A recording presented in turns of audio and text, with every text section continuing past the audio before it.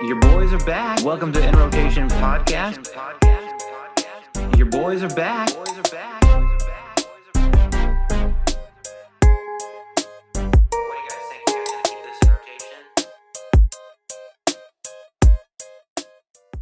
Welcome back to In Rotation Podcast, where we're reviewing today Nas's King's Disease. I'm your host, B, and with us today we have Jer, Nick, and Jay on In Rotation Podcast. What's up, guys? What's up, B? What's up? Super excited to be talking about this album. I feel like it came out of nowhere for me. This wasn't really something on my radar that I saw coming down the pipeline or whatever. And kind of obviously our last kind of listen with Nas was the Kanye album, which I personally was a lot of more miss than hit for me. But this one I'm really, really digging. So excited to hear your guys' thoughts. Let's go to Jer for first thoughts. Word. Yeah, this was a good listen for me. Yeah, a lot of themes that ran strong throughout the entire album. Just like, if I could say anything about it, it was very like consistent. It had like a classic sound as far as like, we all know Nas has been around for a really long time, and some of like the music on the album like kind of took me back to that era, and so that was refreshing. With how much rap has changed over the past decade or so. So it was a really enjoyable listen for me. Totally, and I think you nailed it there. Obviously, all produced by Hit Boy, as his name is stamped throughout the album. Really great production, like you said, and it's that right mix of like classic sound, but like very updated, and I feel like that's what Nas really needed. And Kanye it was too artistic, it was too much at some points. So I think this is really like in the lane that Nas needed, and I felt at least that he knocked it out the park. Let's go to Nick. Yeah, so overall, I think it was a really strong project. It's already been touched on a little bit already, but it was very cohesive. A lot of themes kind of run throughout this, and he does a really good job of bringing those in. This is one of those that really feels like a project, and not like, we've done a mixtapes kind of concept in the past where, our comments was that it felt sort of all over the place. This one really felt like it had intent and purpose to it. It had a bit of a narrative arc, not only within the songs, but throughout kind of the entire album. That sound, there's a really, really solid production. It's one thing I've always really liked about Nas. I think, again, maybe the Kanye album aside, because I think anytime you get Kanye involved in a project, it's going to be all over the place and crazy, probably to a certain degree. But you get a lot of that classic old school hip hop sound that Nas has been able to just carry throughout the years on songs like 10 Points, but then modern sounds with like the triplet hi-hats on 27 Summers.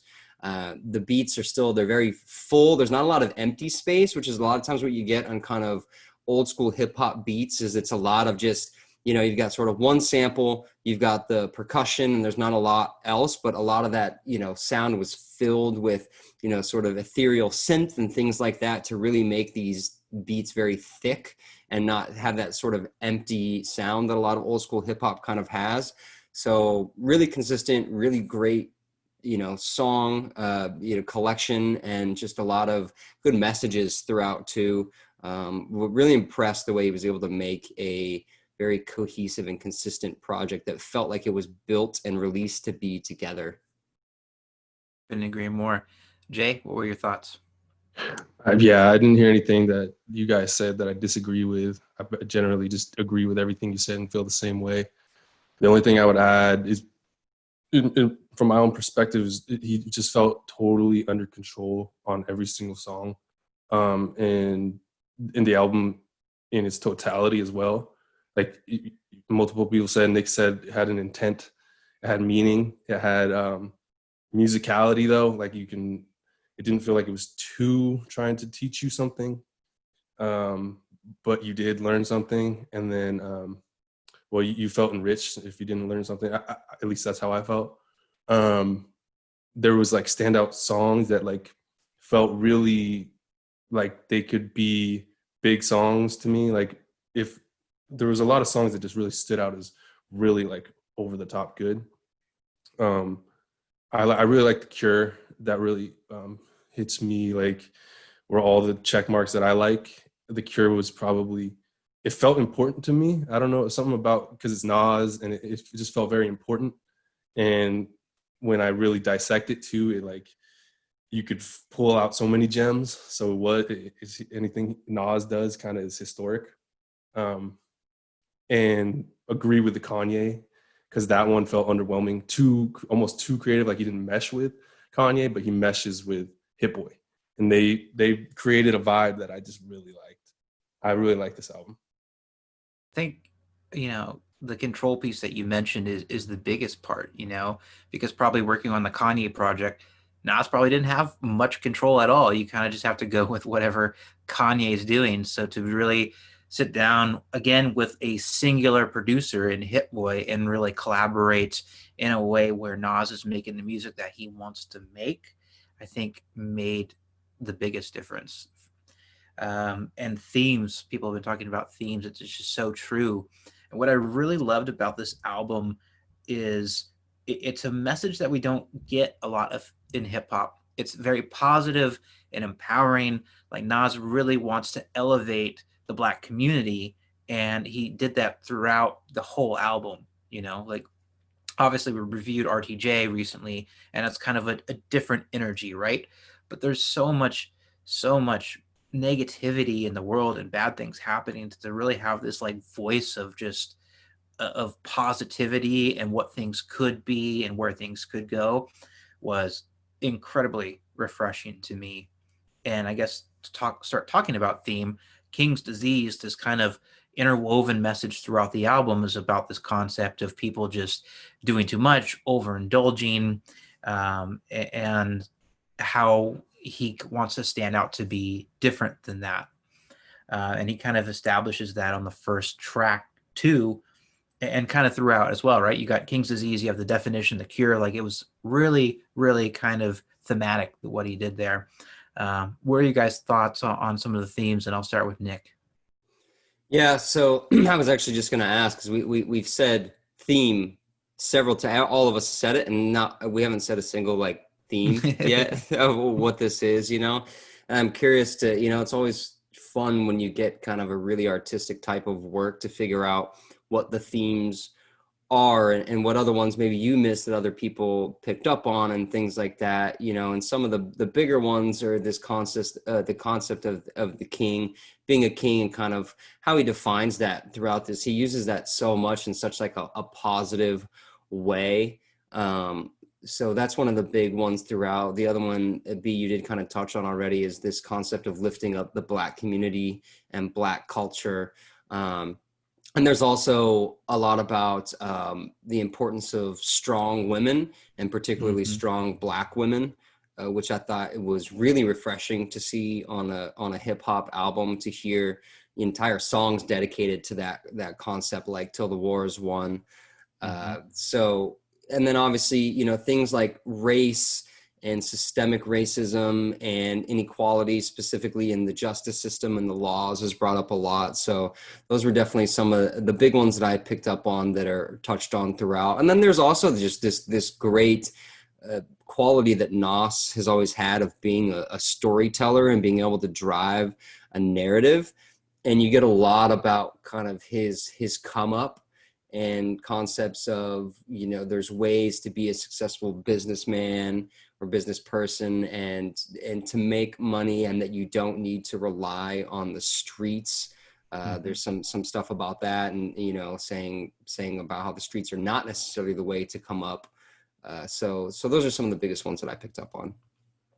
Totally. And we never reviewed Jay-Z's 444 because we weren't really doing podcasts then, or we kind of took a break or whatever. We actually did. Did we? It was on one of the audio only. Yeah. Okay. It's in the vault, dude. It's in the vault. Dude, One day we might release that one day. If people are lucky. Yeah. This kind of felt to me like his 444, right? Like this is this kind of like grown man like album where he's talking about things that are important to him, and not that the Nas hasn't done that in the past, but the singular focus and again theme of this album was very much about that. Jay, what do you kind of think about some of the themes that kind of interwove throughout this album? Yeah, the ones that hit me are uplifting Black culture, and he really does a great job of. That was the most one that I was focusing on, and it would hit me when he would have details and specifics and mentions of big names in the culture. Specifically, Cap was the one that he has like a quick line. Shout out to Cap. He has a lot of like Car 85 kind of is like more of a specific theme for a song where he's in the car and he's unloading all these stories, and it has this theme within the song, but it fits right into the album. But it also the things that it's kind of hard to pinpoint one theme right now, even for me, but because he goes into specific details, which I can really appreciate, where others, like we just reviewed Ludacris, it's like very broad things that anyone can kind of say, and that you can that are kind of pumped into us by mass media or by whatever. And he kind of goes into those same topics, but he'll go down to a more below the surface level. Mm-hmm. And I really appreciated it. The more themes, the Black culture and the Black kings and the Black uplifting was the biggest one for me. And other things were kind of more stories that were specific to his life. That was very interesting for me. And I am also not as well versed with Nas, dude, because when I was coming up, my older brother would show me Tupac, or he would listen to Tupac, and I would hear Tupac. And some of the songs, like back in the day when it was like East Coast, West Coast, and he kind of dissed Nas and he dissed Jay-Z and he dissed all these other guys. So I would choose to like not listen to him, but I knew his status and that he was like he was a legend, an East Coast legend. So this was like one of the first. I'll be honest, and it's kind of shameful that this is like the first like Nas deep dive I've done for a full album. Not even on Illmatic. I've listened to Illmatic, but not a deep dive. Like I haven't like given it the time or given Nas the time he deserves. I thought Kanye was gonna be like, this is where I really learned Nas, and it didn't work out. But this is where he got me. Yeah.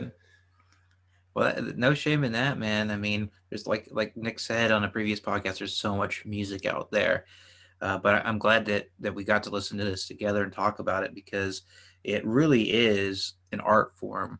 And you mentioned like the details, Jay, that he kind of puts into these lyrics, and Nick mentioned the storytelling. And that's just what's so amazing to me is like, you could be just listening to a song like Car 85, which is very just vibey. There's not like necessarily anything super deep about what's happening there, but you're like walking in his shoes and experiencing everything that he did kind of like as a young like Black man coming up in his community.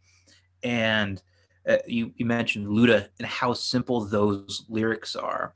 And it just stood out to me, like just looking at the lyrics on paper, these long drawn out bars, these whole sentences that he kind of just puts together. It's amazing that you're just kind of just flowing along with him.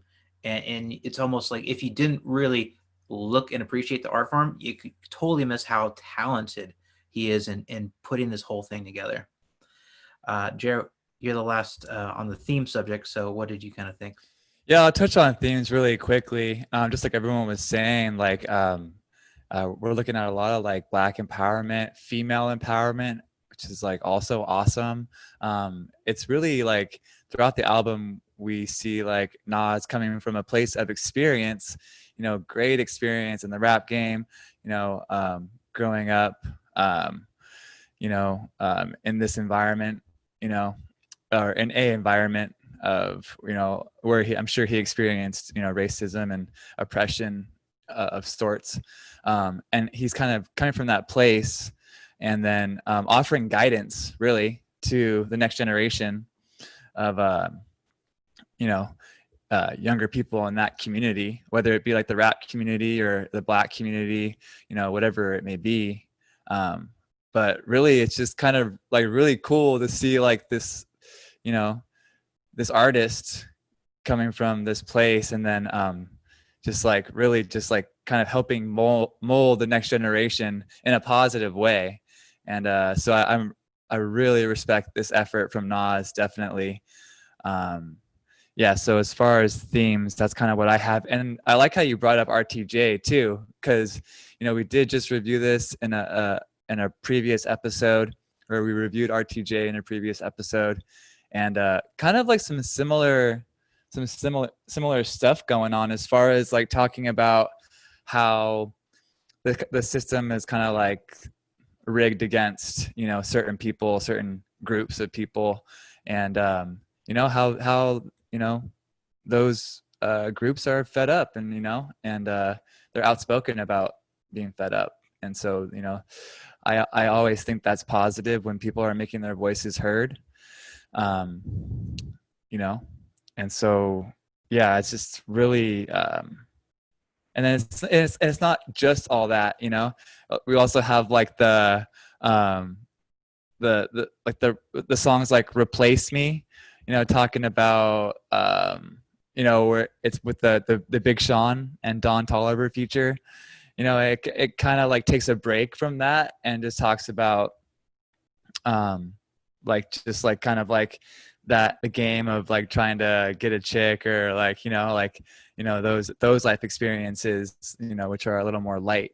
But yeah, it's good, like, well, but they don't feel out of place, even though it's not like running along with those same themes. So it's really like good, like well-rounded, cohesive album for me. I totally agree. And on the subject of like the two kind of love songs on the album, Replace Me, and then the one with Anderson .Paak, I think it's all bad. Mm-hmm. It was interesting to me, right? I almost wonder if these songs were meant to be kind of as part of the same relationship or progression of relationships or whatever. Replaced Me kind of stood out to me as, kind of like young love or whatever. You're still trying to figure things out.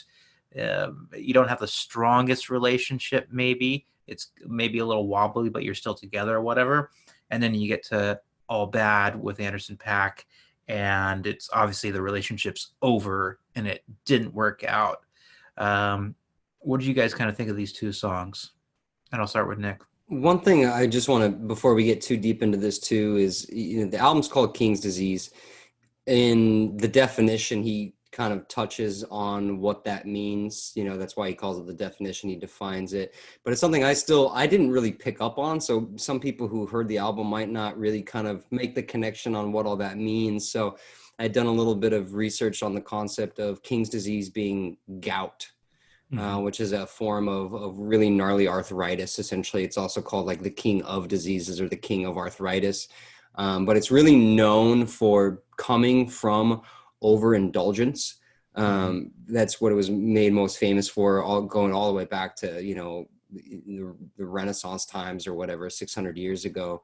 But this concept of overindulging in meat and seafood and alcohol and the type of things that it's also known as the rich man's disease, which he kind of touches on in that song. But this concept of overindulging in these things, and I think where the relationship songs play in can be kind of part of the concept of that, because it's, there's this overarching theme of, it doesn't have to be these very tangible, bad for you overindulgences like meat and seafood and alcohol, the way maybe it was defined, but these other types of, any kind of overindulgence in anything, everything in moderation, right? They say. And I think that things like relationships can certainly factor into that, depending on how healthy or unhealthy they may be. So, I think that does tie into that kind of larger overall theme as well.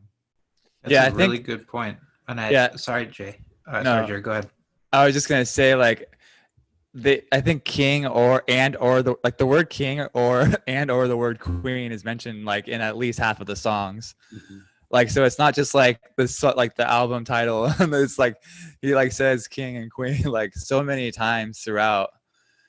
And it's like, for me, I'm coming from almost like a place of confusion where I'm like, okay, so referring to like, you know, our fellow like, you know, black brothers and sisters like as kings and queens and like rise up and stuff, or like, are we referring to like, you know, King's disease, like who are we talking about, like as far as like who is the one who is overindulging? Are we like looking at ourselves? Is this like a self-reflection type of thing, like we're doing too much, or like is this like a, you know, there are people, you know, it talks about how the IRS is taking his money, people he doesn't even know taking his money, you know, his hard-earned money, and like, you know, who are we actually really referring to when we talk about King's disease, or, you know, who is Nas referring to?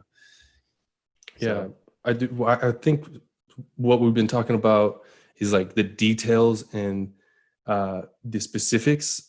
I noticed that a lot, and it was one of the strong points on the album. But the cool thing is like his specifics are very universal to everyone. So it is my viewpoint on it was he is speaking, and one of the major prominent themes is like raise up Black culture, kings and Black kings and queens.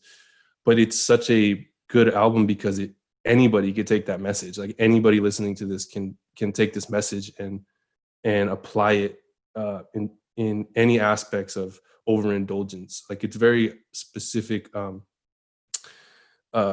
specifics that also are very universal. So it's like both at the same time. And I think that's one of the linchpins of like good writing and songwriting and writing in general. Like you take your personal experience, you live your life, and you take all these experiences. Your life is the Black experience. You're Nas, you have been in battles, legal battles, whatever battles he's had in his life.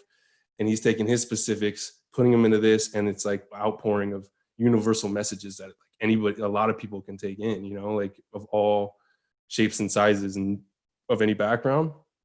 And I think like he's so it seems like to me that he's in a place of peace personally, where he's able to create a piece of art that reflects that. So I think that like it's a great title for like, and a great concept to focus on for him. And it's like really drew me in, and I really appreciated it.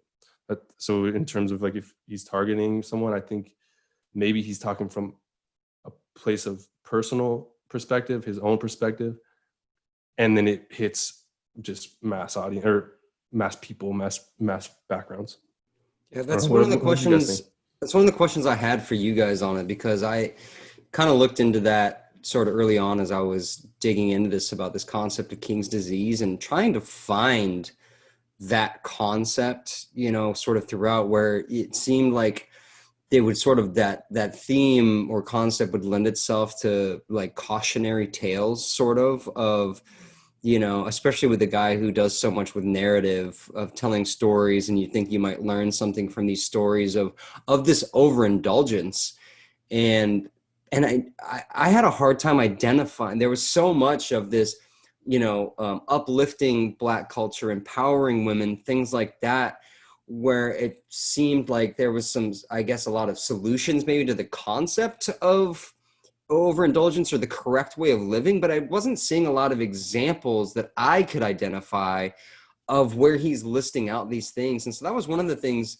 While the theme itself was consistent, I'm kind of wondering if you guys were seeing that concept of this King's disease play out over this album of, you know, you just don't see a lot of these things, of whether it's cautionary tales or, you know, lists of, you know, things you shouldn't be doing, which, you know, as I probably is fine. I think that he doesn't do that, but there's that slight disconnect for me of where is this, you know, sort of indictment of overindulging that you're kind of implying with the overall concept of the album.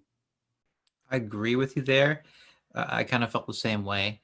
So the only place that I felt he kind of got close on the definition, it's kind of like a lightning round of topics. It's like 2 minutes long, and he's just talking about, you know, all the bad things that are kind of happening in this world, kind of, I guess, examples of overindulgence or King's disease kind of happening before our own eyes. And at the end, towards the end of, I guess, his last, oh, I guess he only has one giant verse. He ends it with King's disease, I cure this shit with my art. And then you kind of go over to The Cure, which is a song later on. And it's really just a giant, like, no bars, two verses, very long verses that he puts together where he's just like painting a picture again, telling stories and things like that. And I did want more grounding in, again, what is the solution to King's disease? We didn't really get that, but I kind of foresaw it as The Cure is arguably one of the best, well put together songs on the album, where it's just beautiful storytelling, really is artwork itself. And like, that's what he's saying. This is The Cure. The Cure is my art. I'm going to resolve these issues by just being, I guess, best in class and showing other young Black people that, you know, they can make it or something like that. So that was like my take on it. But I totally agree with you. You didn't really necessarily get much of like RTJ, right? Here's a problem.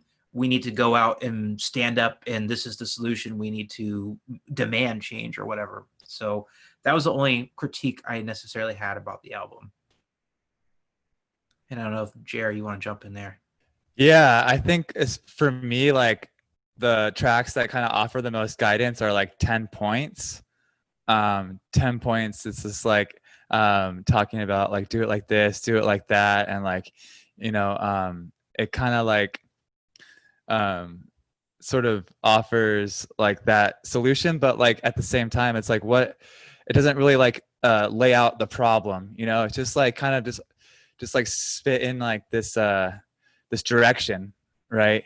And yeah, I don't know if it necessarily solves the exact problem of King's disease, like, you know, as it's defined here, as it's very explicitly defined in the definition. I just thought it was like really funny. He said at the end of this like sort of interlude where he talks about what King's disease is, he says, "Get you some lemongrass, some cherries, alkaline water." I googled that, dude. I was like, does that stuff help with arthritis? It's like a nice recipe he's got. Dude, I was laughing, dude. I was just laughing. He'll just give you advice on how to do anything, like. But yeah, and then, you know, The Cure is also another one of those tracks where like kind of he's offering some good advice there. So yeah, those are my like two tracks as far as like he's offering a lot of guidance and direction. I think you made a good point. You made a connection for me that I hadn't really made before. And as I see the kind of these track lists laid out and stuff, this concept of the definition and then the cure, which I guess I had been thinking about the concept of King's disease more along the lines of physical types of overindulgence, where I made the comment earlier about relationships and things like that. I mean, maybe taking the definition a little bit too literally. If you step back and look a little bit more about, instead of it being individual disease and maybe more the disease of the country or America and everything that's going on. And, you know, there's so much kind of, you know, race and culture topics on this that are really focusing on uplifting, you know, the Black community and women, which you also, part of the reason that they need uplifting is because there's been so much focus and privilege on white culture. And if you think of it in that sense, right, then the definition, I mean, it's the most overtly political song on the album, where he really goes in and just, he focuses on the imbalance in race and laws, about the corruption in the system and how they're keeping the Black community down. And then he just goes into like an overall indictment of the state of America right now, with global warming and the media and Trump. It's the only Trump reference on the whole album. And he even makes a little kind of comment about the Me Too movement a little bit, with, you know, someone who's potentially trying to take his career down and make his career fade, you know, with a woman trying to kind of take him down or whatever. And if you look at that as kind of the overindulgence, Then you come to The Cure, which I kind of felt was really the climax of the album. Even just the way the beat sets it up, you kind of just feel like something big is sort of coming. It's the longest song on the entire album. And it's just Nas flows. He just flows the whole time. And he's telling, like you said, it's beautiful storytelling. He's just, there's this solid narrative throughout.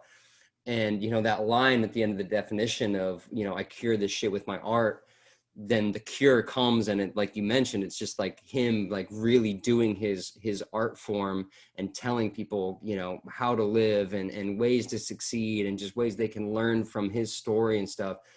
Then all of a sudden that kind of brings it all home for me a little bit more of this concept of what the King's disease is. And I actually do feel a little bit more like than maybe he is. I just was thinking, I think a little bit too literally about what the definition of King's disease might be.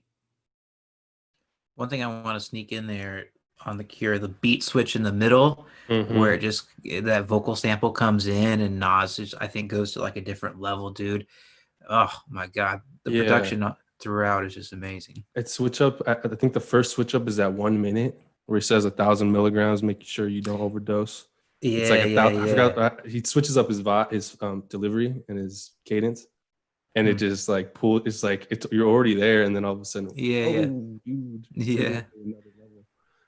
Yeah. Something that Nick said about like the relationships, and I didn't look at it that way before. I always felt like these two love songs were like, it's kind of like an immature love that's happening, but I think that kind of plays to the topic, and I hadn't thought about it before of, you know, as a prominent rapper, right? Like you're able to get whatever chicks you want, right? And then maybe that's part of what this King's disease is the overindulgence in shallow relationships.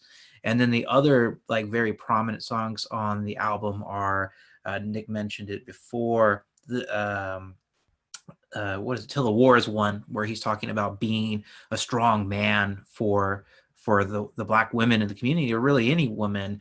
And the other one for me was the Firm song with Cormega AZ, Full Circle. And right, these are topics that don't get talked about in hip hop or in music in general, of just being a better person, being a better man. Going to the Full Circle, I actually thought that Nas's verse, which kind of starts things off, was like the Nas and then Foxy Brown verses really stood out to me as being like completely off topic of what AZ and Cormega were talking about, because they're really talking about how they, when they were young and growing up, they didn't look at women as something to respect. And from growing up, they learned like they had shit completely wrong. And, you know, having a meaningful relationship with someone you respect means so much. And it was just completely kind of refreshing to me. AZ's, and I thought that AZ's had the hardest verse on the song in general. Dialogue superb, fly as cars on the curb. Word when I evolved, a higher God emerged, reserved. That really like spoke to me as being someone who learned to kind of like grow up and be more mature and end up being in a strong relationship because of it. What do you guys kind of think of those two songs, Full Circle and Till the War is One? And I'll start with Jay. Yeah, those two songs, I'll be honest, like they weren't one of the two that I like noted to that were standout that I wanted to talk about. But I will say that there was every song on the album I enjoyed. There wasn't a bad lull, like there wasn't a bad part of the album. And listening to you guys kind of take what stuck to you and explain, it just reinforces my feelings about the album too, like how it's so rich with things that can attach and can relate to certain people, that it's kind of crazy that you have so much passion for these songs, and I didn't even really write them down, but yet I have a list of my like, and there's only like 13 songs on the album. But those two songs, if I'm being honest, I didn't note anything, but what you just said brings it back, and I agree. I'm just gonna go back and say that The Cure was really almost it was very moving to me. Like I thought it was very moving. Like I thought that you could put this up against these other genres that might get more respect in the music in music in general, like not classical singers, but people that have crazy good voices or people that play guitar, I thought this could go square to square with any other more older genre. Rap is a really young genre. But I want to let Nick and Jared, if you guys have anything to say about those two songs that B mentioned, spit it, dude. Yeah. So the Full Circle song, I think that's like a really like fun song just because like it's like a reunion song, right? Like with the Firm. So I think like any song like that where like the members have like a history together and then it's like they come back and like put out like a pretty sick track. It's always like really fun just because of how loaded it is with like the history. And I thought it was a good song too. There was like a record scratch in there that gave it like that old school feel, kind of like a little throwback vibe to it. Yeah, like you said, B, like AZ probably did have like the strongest verse on there. I was listening to this in my apartment, and my roommate, he's from New York, and he's like, "Oh shit, AZ!" like he's like, "Damn, AZ, I love AZ." He's like, "What?" He's like, "What album is this off of?" I was like, "Oh, Nas dropped a new album last month," and so yeah, he was pretty excited about that. But I think it's also interesting to note that Dr. Dre has outro vocals on this track, which is pretty incredible to have Dr. Dre like with like vocals Dude, I on didn't your album. know that, man. Yeah. And he gave props to Hit Boy in a big way. And one of his verses really, or not a verse, but one of the things he said really made me laugh. Stretch marks from this art, I gave birth to this. It's like, damn, that's dope. Shit, that's so funny.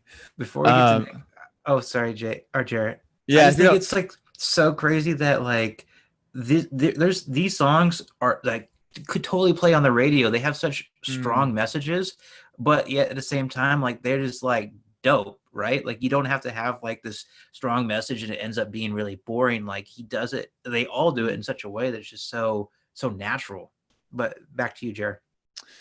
Yeah, I agree with that. Like I think B, you also said like, or I don't want to put words in your mouth, but I put here in my notes that like it didn't feel like full, as far as Full Circle saying on that song, like it didn't feel like super coherent, but maybe I was just listening to it too closely. I think when I listened to it, like just like a little more passively, like it's just like it's an enjoyable song throughout.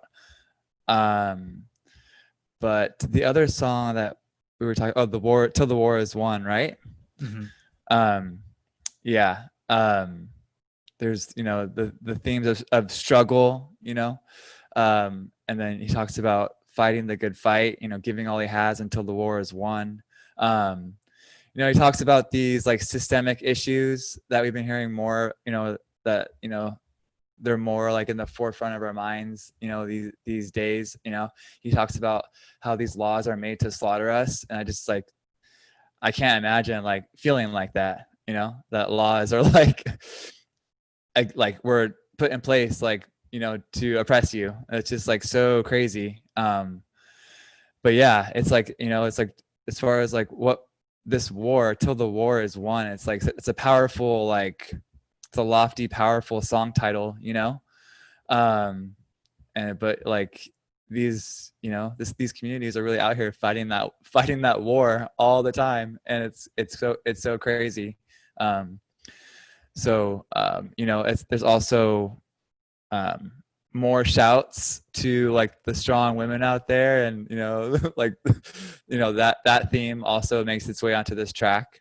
And then as far as like the music goes on this one, it's like I think I noticed some hi-hats in there for my boy B. my boy B's enjoyment. They're gonna blow out my AirPods, dude. Yeah. High. It's like a powerful and meaningful message, but the beat is also like really strong,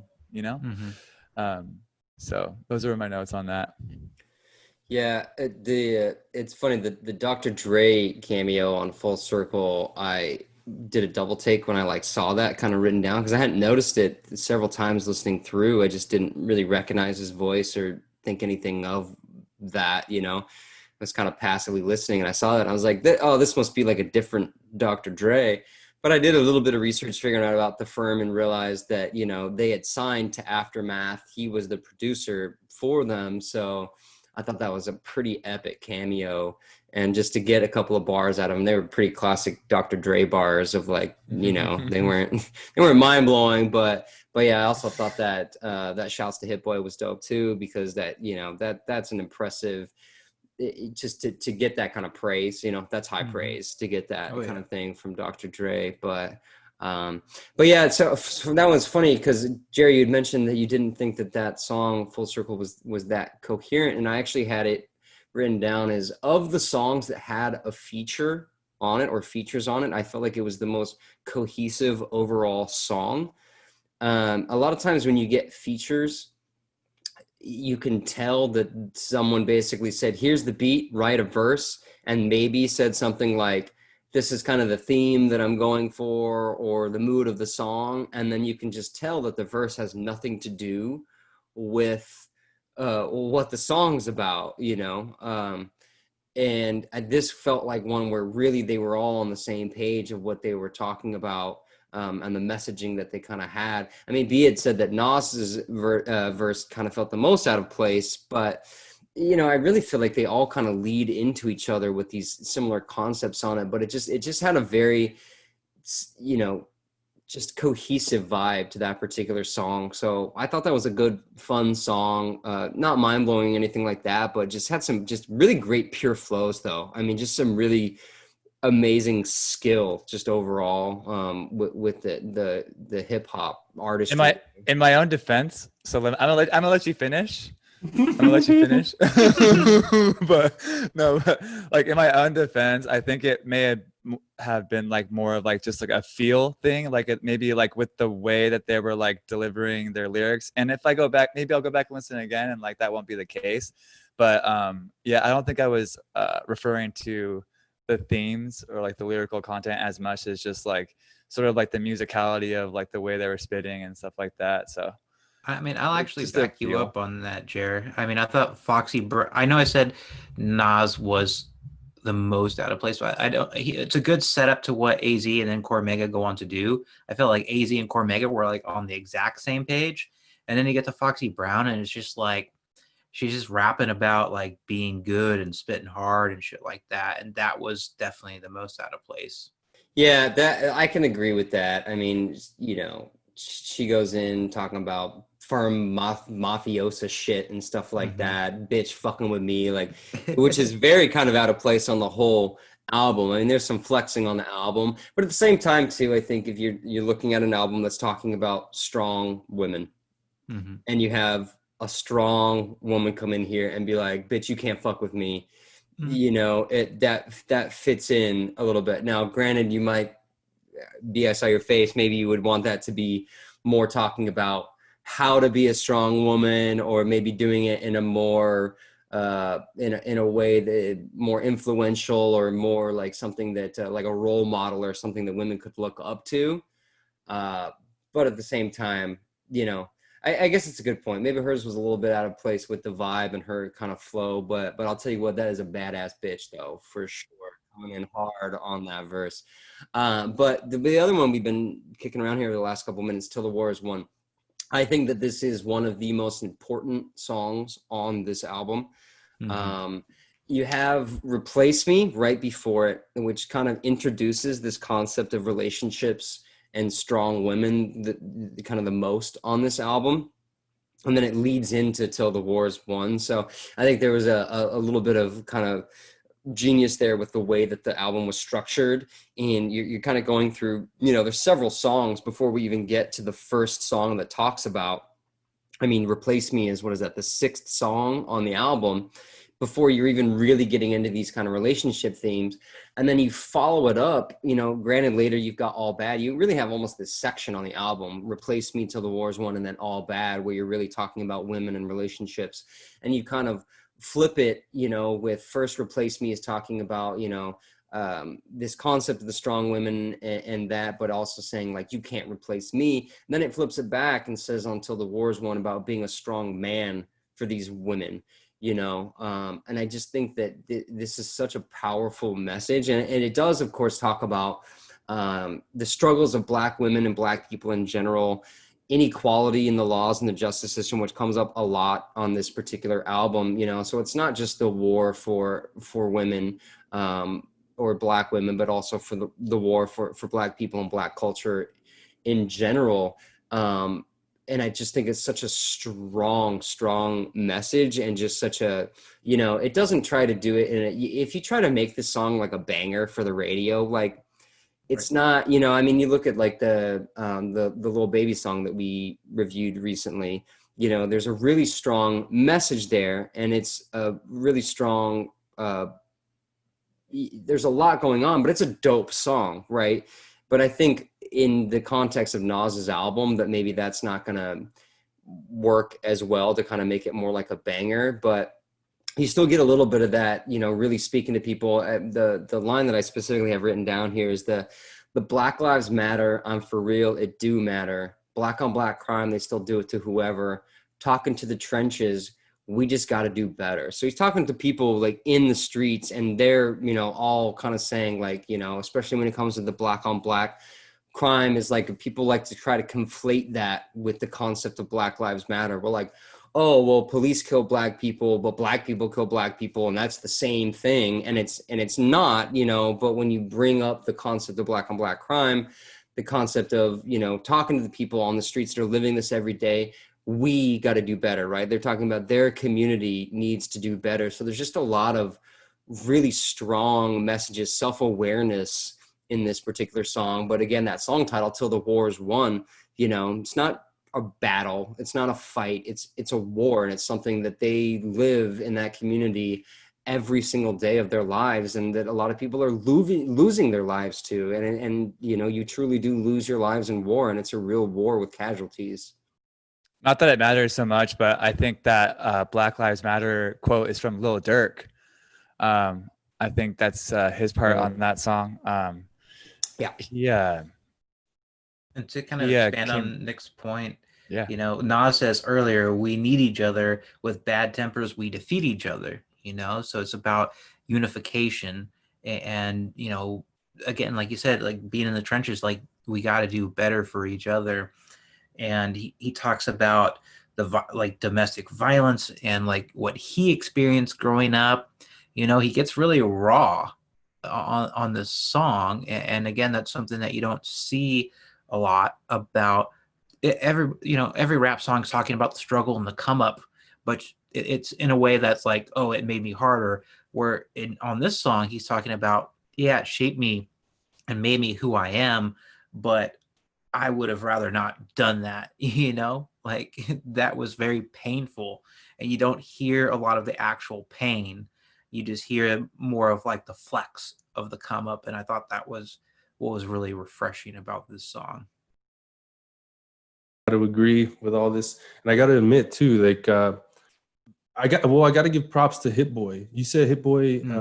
Hit Boy is the main producer, right? The executive producer. The only producer. Oh yeah. So him and Nas mesh so well, because when Hit Boy is like putting something on where it's very interesting on the beat and something that's gonna catch my attention, I feel like Nas is the perfect rapper that knows to let that breathe. And then Hit Boy knows how to let Nas get that spotlight when his bar goes in or when his flows go in. And I feel like that I lean towards just vibing to the tone, to the sound of this album, which I wasn't expecting for a Nas album, and which makes it extra like just like a treat for like or like we're spoiled with this, because if you passive listen to this, you hear bits of like kind of like complex lines, but you don't really fully appreciate them, but you still get them because you have Hit Boy creating this environment. And with all this, because you guys I missed a lot of what you guys are talking about, and that's probably just my own laziness and my own like passive listening. But I did listen to a lot, and I kept leaning into the vibe and I can kind of just escape. And it's interesting because the RTJ, you can't really escape what they're talking about on that. Mhm. but Nas is talking about similar things, and I was able to kind of just escape into the sound of the music, which is interesting. Now I'm discovering about myself, like how I was able to do that on this album. And I missed a lot of like key, like, well, just deep things that might have, really, it's kind of hard to miss, and it's kind of like deep things, but I was able to appreciate the musicality and just the vibe, which was a shocker for me, because I've known Nas is like one of the greatest lyricists of all time, and you still get that, but it's like just Hit Boy was operating at all levels too. So I got to shout out to him, and I'm not even a producer person. Like I always overlook the producers, which is stupid as hell, but I do. So I'm just gonna throw that in there. I completely But- agree with that, dude. Yeah, Hit Boy like laid out like some really sick tracks for Nas to flow on, and they're all like you can kind of tell they're like similar, right? Or may have been produced by the same person. They have like enough similarity, but like they're also like different enough where like Nas can kind of do different shit. And like there's a couple of really lit beats, like the ones with like 27 Summers. I think Nick mentioned that earlier with like the hi-hats and shit. Like that one's like really lit, and Nas delivers really hard on that track. Wakes you up. I thought Spicy was kind of one that I would add to my gym playlist. Oh, dude, that's Spicy with was my A$AP favorite. Ferg. That was my favorite Yeah. beat Yeah. on the whole album. Yeah. I think Before- A$AP Ferg is a little underrated in my opinion. I think I agree. I think he's like, he should be like higher. He should be top tier like guy, like with the elite in the elite class. A$AP Ferg. Oh yeah. Yeah, I was A$AP stoked Ferg. on his verse. Dude, and 50 Foreign too. Like he like on the Drake podcast, I was like, dude, this guy ruined the entire song for me. Fuck this guy. Dude, but he like delivered a pretty sick verse on this one. So I was Totally happy with that. redeemed himself. Yeah. I do want to talk about Spicy, and it's like the end of the album, so it makes perfect sense to kind of wrap up with. But kind of going back to what Jay said about the RTJ comparison, I think it's a really good comparison, right? Because you have LP who produced the whole thing, you got Hit Boy who produced the whole thing, and you said something about how it's kind of hard to escape what RTJ is saying. And it's something that we said when we talked about the album, right? I think it's the delivery, and something I think Jay said was, it's almost like work to listen to RTJ a little bit because it's so intense, in your face, nonstop. And where I think like this is different is Nas kind of just has this like cadence and flow where he could be talking about like his like what he did that day, and then kind of weave it into like a social justice theme. And if you're not listening to what's happening, it could totally kind of pass you by, because it's just kind of like mesmerizing the way that he puts everything together. And I think that's kind of like the big difference stylistically between the two, even though they both do a lot of the same stuff, they just do it differently. There's a lot there's a lot more subtlety and nuance to what Nas does versus, I mean, you look at like Killer Mike. Killer Mike is an activist. And Killer Mike is going to do activism in his lyrics. You know what I mean? That's just, when you're that much of an activist, like you can't help yourself, I mean, it's similar themes, but you don't hear the word slave master anywhere in Nas's album, but it's right in your face with Run the Jewels. And that was my favorite song off of the Run the Jewels album too. You know what I mean? So it's just, but there's this, like you said, the way he can weave it in, because there's just so much more subtlety and nuance and a little bit more, I think, genius to, I mean, Nas, I think is undeniably one of the best lyricists of our generation. So I think that's kind of why he's able to do it. You take a storyteller, right? And when you tell a story that's really well done, you can make implicit arguments throughout that story that people don't even realize that you're making, and by the nature of the story and how the story goes and the narrative arc makes an argument that you don't even have to actually make out loud. Just how the story plays out does it for you. And that's something that he's incredibly skilled at. You hit it on the head right there, dude. That's perfect. That's well said, man. With Nas, he makes the arguments without through the stories, man. And it really takes work to do that, I think. Like you take like we keep mentioning that we reviewed Ludacris, Found You, that single, and it just, he didn't do the work to get to that point. Like he didn't push himself to that point, or he kind of just settled on lyrics. But you could tell Nas dug deep within himself or within whatever his process is to get to these. But then it's also delivered on a way where it's not forced, it's fluid, it's subtle, like you said. So it's just masterful, dude. It's really masterful. Absolutely, that's the right word for it.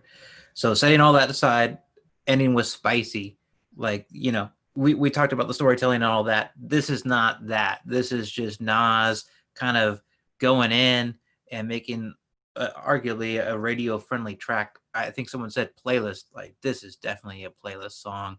Like, Hit Boy brought the beat. Both features were dope for me. It kind of reminds me of like Nas doing like Hip Hop Is Dead or like Made You Look, like he fucking came hard. And I guess we've kind of all said that we like this song, but Jared, what were your thoughts on this one? It's definitely like the most hype of like pretty much any song on the album, I think. It's like a refreshing like change of pace. It's almost like the celebration at the end of like a you know, this project. It's like I don't know, I just felt like this project was bookended very well, like with the King's Disease opening and then this song ending. I just like really like good on both ends of the album. Like he really went out strong with this one, but I don't really have too much more to say about it. You know, something I hadn't thought about, like this being an ending or a bookend, like you said, like this, the whole thing is about overindulgence, right? And this song is about like flexing and having a lot of money. Really interesting to kind of see it at the end of the project where the song is about like cost money, beat the charge money, fast money, push to start money. And then it ends it with large money, Escobar money, talking about himself. So I had not made that connection, and it's interesting to kind of see that now. I see this is a bonus track. Was it? I mean, that's what, like, I think Wikipedia had this listed as a bonus track. I don't know if this was the deluxe version of the album. Interesting concept, if it is, of the album ending on The Cure versus ending on this. That does change things, dude. Yeah, it definitely does. But like, I need to know. Yeah, I know, right? It actually, it's a significant difference to the ending of the album. But yeah, I mean, I mentioned this is my favorite beat on the album. One thing it does, I mean, yeah, it's super, it's a lot more hype. It's upbeat, dope beat. But it does keep still in theme with the album, where this is one of the ones where you get into the most kind of more literal or like visceral versions of what indulgences are. This concept of, he just lists a lot of different things that might lead to this quote unquote King's disease kind of in this album. I mean, even with the features, they're talking about liquor and drugs and just all sorts of different indulgence, like actual indulgences. You know, and even spicy in itself, I mean, that can maybe be a play on the song Spicy, but really if you're thinking of the concept of food, right? You're indulging in spicy food. Again, it's, you know, kind of one of those things. So you start with King's Disease, you know, you have spicy. It is this kind of upbeat, you know, I think someone said like a celebration at the end of the movie. And I had written down The Cure, it feels like the climax of the album, right? And after a climax, there's always the denouement, right? Which is the part of the movie where the climax has happened and now they need to wrap up the story. And this is kind of that denouement at the end of the album that's just really celebrating, you know, it kind of throws a lot of the, you know, okay, we've hit you hard with all these messages and things like that. Now let's just throw you this dope kind of thing, but it's still keeping in the themes, and it's saying, but don't forget, here's all these lists, you know, of indulgences that will actually kind of create King's Disease. So I thought it was a great way to wrap up the album. Me too. I kind of hope that it was not a bonus track. I kind of hope that it was the ending, because it adds a little bit of irony to it for me. What I could pull from it, I don't know if it was intentional, but it's like, you can't avoid this King's Disease. Like, you got to constantly fight it. It's a war. It's a war that you're going to be constantly fighting. But at least, you know, but then at the end, they go in and they flex at the end, and it's like a celebration, and it feels good, and everyone's indulging in it. It's kind of funny that we were talking about it the whole album, that indulgence is kind of, oh, my dogs, man, my dogs made a feature on the podcast. But I think it's like adds an irony, and then it's also a celebration. So I'm gonna stop talking because I'm gonna mute myself for these dogs. All very well said. And again, like, I think there's so many layers to this album. Like, just talking it out with you guys have like turned some light bulbs on in my head that I didn't kind of know was there. And I think as you listen to it more and more, that's just gonna happen. One of the lyrics I really liked on this one, it was could potentially be like a throwaway lyric, but it was so like subtle and clever. He says, "Flow only getting tougher. She begging me to cuff her. Brooklyn sweet chick, waffles with raspberry butter." Like, the first time I read that, I was like, I didn't get it, but it's like a chicken and waffles pun, because like she's the chick and then he makes a waffles joke, and I was like, that is spicy. All right, so let's wrap this up, boys. We're gonna keep this in rotation, and Jarrett, I'm going to you first. Hold on, there's one thing before we go. Oh, there. go ahead. There's two songs that we did not mention at all, that in an album that specifically focuses on lifting up Black culture and history. Hold on, he says. We can't close it down without talking about Ultra Black. Ultra Black. Yeah. Right. I mean, this whole album is talking about lifting up Black culture and Black community and Black history. And this song literally just goes and lists things that are considered to be Black, considered to be part of Black culture. And it really leans in and explores what, kind of the life of a Black man in America is. So that's a huge part of that. That's a big song on this album. I mean, it's unapologetic about just leaning into Black culture. And the other one is 10 Points, which, it talks a lot about the struggle of having success as a Black man. That's where you get that concept of, is one of the solutions that Nas presents on the album, as far as, you don't need to be a street dude. The streets is a lie. Don't believe these dudes. Jail or death is all you get. Really saying that coming up in the streets is not the way, but being a successful businessman is. I mean, it really brings a lot of stuff home on this album. But to have Ultra Black be the fourth song on the album before it really starts to lean into the relationship stuff, before he gets to the definition and Full Circle and The Cure. You have this song that just really lays out Black culture and what it's like to be Black in America. And I don't think you can talk about this album without talking about that song. I could probably talk about. Thanks for bringing that up, dude. Probably talk about every song on this album. That's how good it is. Ultra Black is super empowering, super fun. Hit Boy totally brought it on this one, and I guess this is maybe one of the only ones that's a feature for Hit Boy. Yeah, what's that? Yeah. What does that mean? I don't know. Because they're all featuring Hit Boy, aren't they? Yeah, so that's super interesting. Yeah, no, again, like you said, he talks about Black culture, he weaves it in and out. Like, I feel like when the game name drops people, this is what he thinks he's doing, but he's not, because Nas pulls it off just so well. Yeah, for sure, dude. Yeah, Game is just soliciting, dude. He's just like yeah, I agreed, dude. And this is where the Cap reference was. I had that highlight because I knew that you would love that. I like how he ends it with Hall & Oates, I can't go for that. I was like, oh! And then he ends it with, no matter your race, to me, we all Black. I was like, oh, okay. All right. We cool again, Nas. We cool again. I'm just kidding. I don't like Hall & Oates. That was just a white person joke. So. Yeah, I thought... Wait, I'm sorry. Was the Hall & Oates, were you saying that was a diss to Hall & Oates by him? It's a little bit of a diss. No, it's because doesn't Hall & Oates have a line? I can't go for that. So it's is that for sure? Yeah, that's a Hall & Oates song. I think I can't go for that. So it's kind of a shout out to Hall & Oates, or maybe it's a double entendre. I don't know. Even better. Yeah. Well, hey, thanks for that. Yeah, based off of that information, it sounds like a shout out now. Yeah. For me, yeah, I mean, Ultra Black, I thought it was interesting that it said features Hit Boy. I didn't get that. Maybe he has vocals on it or something.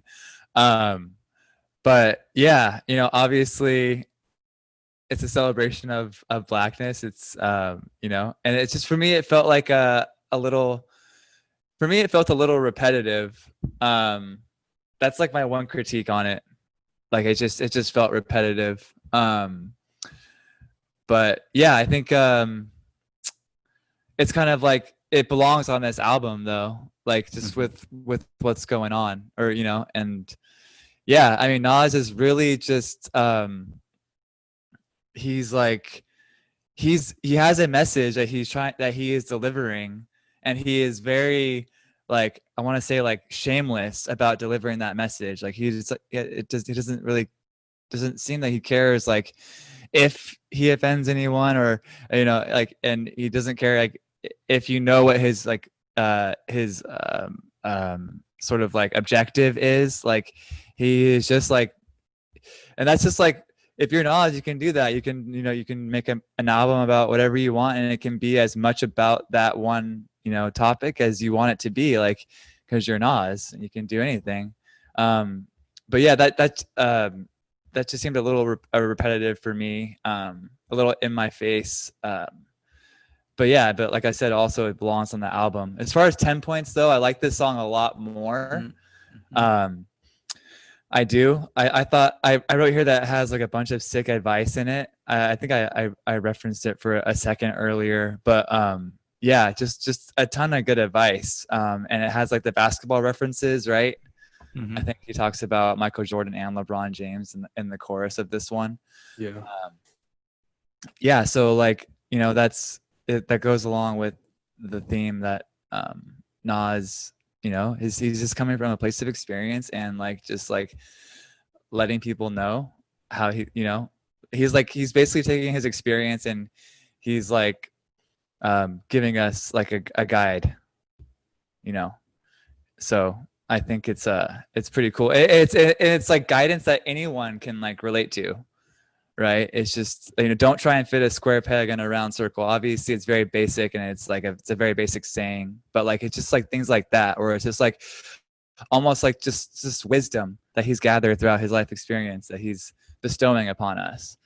And I appreciated that. So.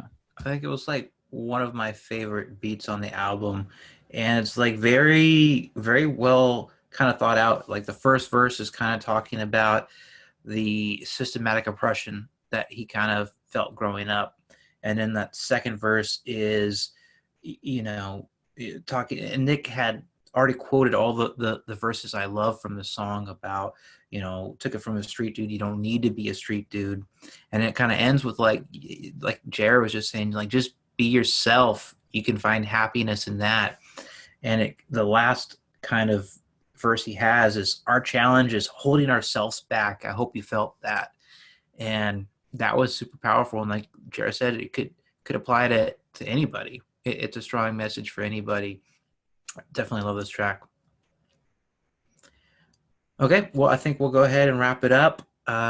Let's go to In Rotation, and Jared, I'll start with you. Right on.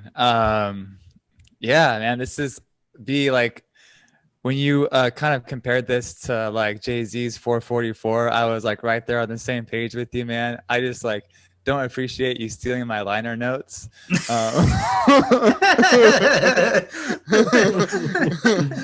that was in there, dude.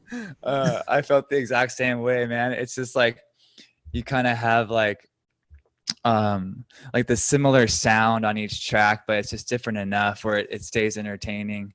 And yeah, Hit Boy really came through and produced a great album with Nas. Yeah, and it's just so relevant to what's going on right now. I feel like, yeah, it fits in with like what's going on in the world right now, and I, can appreciate that. But it's also fun, and there's also topics that don't necessarily have to apply to the current, zeitgeist, or the current state. where we are as like a country and you know, as a society. So, you know, that being said, so much respect for Nas and everything he's contributed to hip hop over the years. And I think this is another amazing contribution. He's basically laying down all the bars, right? There's a couple, you know, there's features, a lot of features, like eight out of 13 of the songs have features, but a lot of them are just like, you know, one of them's Hit Boy. And then like, you know, a lot of them are just like someone like doing the chorus or like providing like little background vocals. There's really only like 2 verses on the entire album, or there's more because you have like the Full Circle song and then the Spicy at the end. But other than that, like you have like that Big Sean verse, and then it's just all Nas. And you know, it's just a ton of great content and messaging, and overall it's positive. It's insightful, you know, because it comes from his life experience and his experience in the game and as a Black man in America. You know, it's insightful, and it's intelligent, and it's also entertaining. So all in all, it's a great work of art, and I will keep it in rotation. So, well, short story long, it's in rotation. All right, Jay, let's go to you. Yeah, man. I gotta say that I really enjoyed this album. I also wanted to mention that I really like the album cover. I thought the album cover is really cool. Very like matched the weight of the album in terms of the content. Being very for me, I thought it was very important, a very important topic, and the cover kind of reminded me of like something like a work of art, kind of like Jay-Z and Kanye's album gave me the same album cover, gave me the same feel. I know it's just like gold, but it seemed like a pharaoh or something, and this one seems like it could be like written on something etched on the walls. And I really like the album cover, which I really do factor that into my albums when I'm listening to them. But in terms of, I said earlier that Hit Boy really impressed me, and he really did. Nas, I'm glad I finally got to, this is what I thought I was going to experience with the Kanye, and I kind of mentioned that earlier with the Kanye album that he did, where it was fully produced by Kanye, and I was disappointed by that one. But I knew that the artist, the rapper Nas, wasn't at fault for that one. Same with the Kid Cudi, because he did Kid Cudi right before Nas at that time, Kanye did. So I'm glad that I got to experience a modern day Nas that is still performing at a high level. And I got to experience it with the rest of the culture because I'm so behind on Nas. The messaging worked, the beats worked, his rhyme schemes were very complex to me and also very light in ways in terms of the sound. So I enjoyed that. I played it while I was cleaning yesterday with Chelsea, and she didn't seem to mind it. It just felt right. Like it sets a good tone, a good vibe. And then it also had some songs that could add to like the hype list or the gym list or the drinking list or whatever. So I'm definitely going to keep it in rotation for sure. Dope. Okay, Nick, we'll go to you.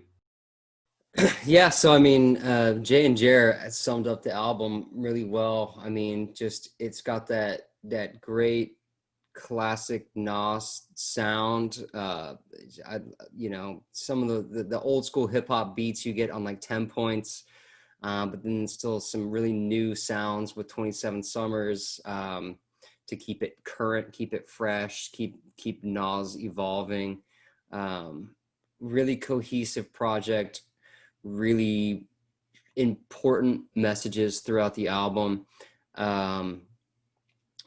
It's been kind of important to us, I think, lately that we've been picking certain projects like Lil Baby's Bigger Picture and Run the Jewels 4 with everything that's going on, where we, wanted to talk about things like this. And the interesting with Nas is we saw there was a Nas album. We said, we got to do this. I don't think any of us listened to it or knew what it was about at the time that we picked it. And then it ended up being still in that vein of very kind of important current relevant types of projects. And having said all that, I think that it is very important and relevant and has some just amazing, empowering messages, not only for the Black community, but I think the messages for women, strong women, is something that, you know, you just don't get in hip hop. And I was not expecting that with this album. And I was really impressed that I was out there, and he didn't do it in like a cheesy kind of way, or anything like that. Having said all of that, and I know that to a certain degree, the concept of keeping it in rotation is designed to be like a, did you like it or did you not like it? But I really like to answer the question in the concept of what the question is am I going to keep this in my rotation? You know, am I going to keep spinning this album? And the answer is honestly no. With the exception of maybe Spicy that might make its way onto a playlist or something like that. There's just, this isn't the type of, like, without listening to the entire project all the way through, there's not a lot of songs that are really individual standout. Like when it comes up at a party or on a playlist or in the car, where you're just gonna be like, oh shit, this is when the war is over till the war is won. You know what I mean? Like, you're just not gonna be, you know, or you're pulling people to say, you got to hear this. This is going to change your life. You know, that's not the kind of songs that I'm typically kind of keeping in rotation. So, you know, like I said, I might throw Spicy on a playlist or something like that. But overall, this album is probably, I think it's a great piece, you know, project that will stand, you know, at this moment in time in history. But it's not something I'm going to keep spinning. It's fair enough. More than fair. For me, yeah, I definitely will. I mean, I've listened to it a ton already, and I hope that I will continue to listen to it. Overall, I mean, things have been said before. Just the positive vibe was really something that I guess I kind of needed with everything going on. And the thing that I love the most is, again, just discovering new perspectives. You know, just again, from talking to you guys about this for the past hour or so, I made connections that I didn't see before, and I've listened to it quite a bit. So I imagine that's going to continue to happen. And the last thing I'll kind of say about it is the length. We didn't talk about the length of the album at all. It's quite short, 38 minutes. Some songs are 2 minutes, and you maybe almost wish they were longer, but we've also said it a lot before too, of don't put out a project just to have an hour-long project or whatever. Make the project that you want to make, and if the length is short or whatever, then that's fine. And I think he put out the best product he could make. I think he made the project he wanted to make, and it's very apparent here. So 38 minutes, and I think 444 was quite short too. So it's another good comparison. But yeah, I loved it, and I hope I will keep it in rotation. So with that, everybody, thanks for getting together. Love talking about it with y'all, and we'll see you next time. Peace. Peace.